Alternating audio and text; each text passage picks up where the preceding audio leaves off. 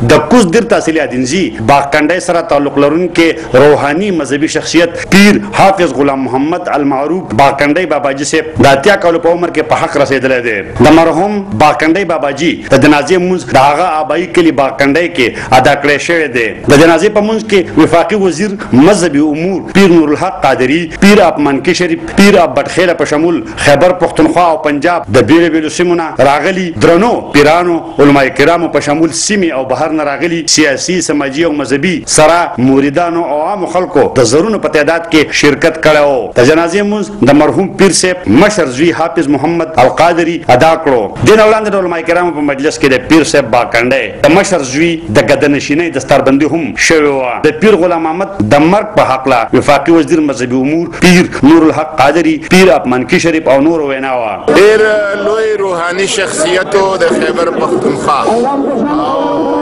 علمي شخصیتو او په دې علاقه کې خاص کر د سوات او د دیر او د ملکنډ په دې سیمه کې زرګونه شاګردان علماء دین او په زرګونو لکونو مریدان د پاکستان په مختلف حصو کې او دلته یو لویه مدرسه هم ده د مشرۍ د لال نه چلېده. دلته د دوی خانقاه او روحاني استانه هم ده. نن د دوی رحلت شوی دی. حافظ غلام محمد صاحب، پیر صاحب او باغکنډۍ شریف رحمت الله علیه مونږ ټول د دې جنازې ته حاضر شوي یو. دا په دیني توګه او روحاني توګه د دې علاقې دپاره یو ډېر لوی نقصان دی.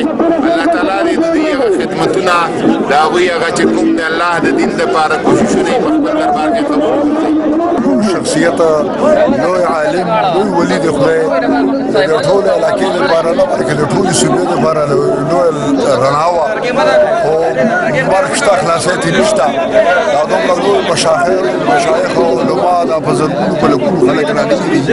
دا د یقین د تقوا د پرهیز د علمیت یو لوی دلیل دی او الحمدلله د هغوی برخوردار عالم هم او هغوی په خپل ژوند باندې خلیفه هم ګرځولی دی.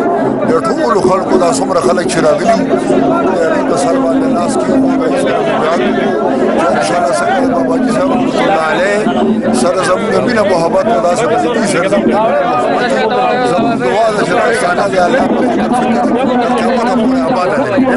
باغکنډۍ باباجي صاحب په باغکنډۍ کې خاورو ته سپارلی شوی دی. باغکنډۍ باباجي په 1942 کې زیږېدلی و. د 80 کالو په عمر کې په حق رسېدلی دی. د باباجي په وارثانو کې 4 زامن او 3 لوڼه پاتې شوي دي.